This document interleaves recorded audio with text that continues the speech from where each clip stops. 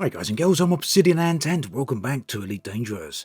Fleet carriers have been in for a rough ride during the past few weeks, and today Frontier have addressed some of the largest concerns with the announcement of a number of changes that will be coming later this week. So at this point we all know what the main problems are with the fleet carriers, but let's quickly list them anyway.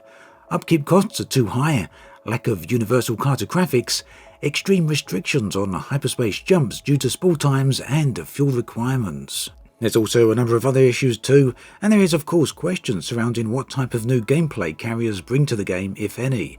However, the new set of changes are aimed mostly at addressing the issues listed here, as they are by far and away the issues that have been raised the most by the player base. So let's take a look at exactly what is being changed to address this. First then, upkeep is being reduced. The optional services and core services have separate upkeep, so they are being reduced separately. Optional upkeep, which is applied to the shipyard, outfitting, refuel, repair, armory, redemption and the black market, are getting an upkeep reduction of between 80 to 90%. So this means that the shipyard, for example, will be moving from a weekly upkeep cost of 42 million credits per week down to somewhere between 8.4 million and 4.2 million, depending on where Frontier apply the 80 to 90% range. Core upkeep, meanwhile, are currently 10 million credits per week and will be getting a 50% reduction, taking it down to 5 million credits per week.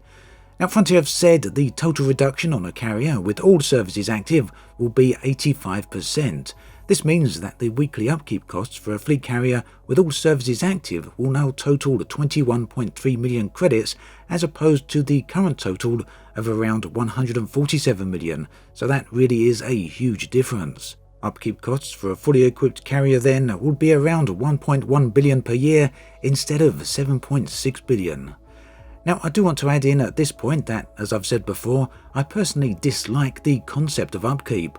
I do view it as a punishing game mechanic rather than a rewarding one, and if I had a choice in the matter, I would have upkeep removed entirely.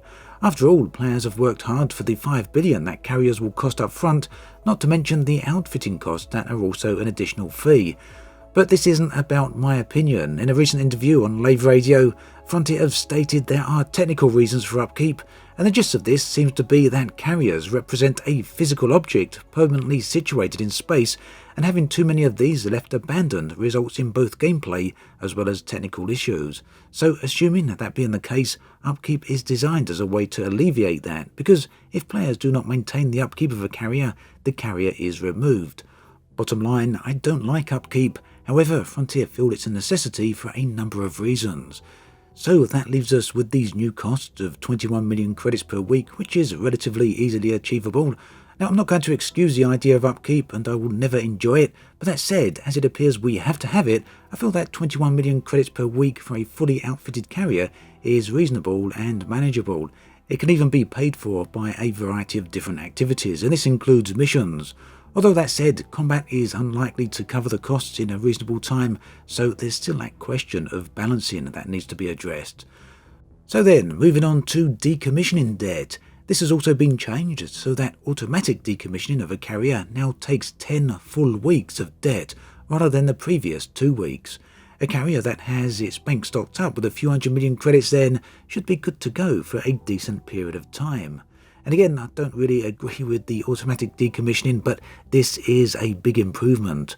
Frontier also confirmed that the purchase costs of the more expensive services, and by this I assume the shipyard, will be reduced by 35 to 45%. So currently a shipyard costs 500 million credits to install, and this would bring it down to somewhere between 325 million and 275 million. The same should also be true, or a similar reduction should also be true for the other expensive services. So that's all the direct cost factors out of the way. In addition to this, one of the other cost factors that is being changed is the fuel consumption. Tritium will now be 2 times more effective, which means that it should be possible to get at least 4 jumps out of or 4 full jumps out of a full tank, rather than around 2, so quite an improvement there. Jumps themselves are also being changed. The current spool time of 1 hour to power up the jump drive is being reduced down to 15 minutes, and the cooldown time is being reduced from 1 hour to 5 minutes. So this means that the current minimum jump drive is being reduced from 2 hours down to 20 minutes. So combined with the improved fuel usage, this means that carriers are now an effective ship for explorers. For comparison's sake, a carrier will be able to jump to Colonia in a little over 14 hours, compared to 7 hours in a regular ship, a regular 50 light-year exploration ship that's not using synthesis or neutron highway jumps. So yeah, that's 14 hours to Colonia in a carrier now, compared to over 80 hours previously. Meanwhile, it should mean that a carrier could theoretically get to Beagle Point in a little over 43 hours compared to the previous 260 hours. Do keep in mind though that all these times do not include having to stop to refuel, but even still it does highlight the huge improvement in jump times. Personally, I feel this is going to make carriers far more useful for just about every activity. It means players will be able to get to their friends quickly and effectively, and it also means that carriers will have a decent role for the explorer. Talking of which, Universal Cartographics is also going to be added as an optional service to fleet carriers, and this will work in the same manner as the Redemption Office, where the office deducts a 25% fee from the vouchers that are handed in there. So with Cartographics, earnings handed in to the carrier will be 25% lower than if they were handed in to a station. However, this 25% fee is split for 50-50 between the NPC and the carrier owner. So if you're handing data into your own carrier, you'll only have to pay a 12.5% fee. Overall then, these changes really do fix the majority of problems that people seem to have had with carriers. One factor that's not going to change appears to be the initial cost of 5 billion credits for the carrier itself. However, that's easier to accept with the reduction of the upkeep. There's also the questions that some people have been asking about the function or purpose of carriers. The question I often see asked is, what new gameplay do carriers bring to Elite? In addition to that, one thing I'd like to see added would be the ability to remotely transfer tritium between the fleet carrier's inventory and the fleet carrier's fuel tank, so they can basically remotely refuel it. Costs of module stock and ship packs also seem to be a bit off, as currently it's not possible to use these to generate a profit with carriers. But that's possibly the intent. It seems Frontier might not want people to make too much passive income with these carriers. In fact, Frontier did mention on Lave Radio that they feel most players probably won't make a huge profit on them, although this may now change a little due to the reduced upkeep costs. There is of course more, but all of these are subjects that I will be looking at over the next coming weeks between now and the official launch of carriers in June. So for now though, all these current changes are a massive step in the right direction. I really do feel that they add to the utility of carriers and make them more reasonable in terms of cost, as well as more useful for a variety of existing forms of gameplay. I do think that these changes will put carriers in a far better position for those who are able to afford one or who are willing to save up for one. The issue really is one of value. What worth do carriers bring to the game as a tool?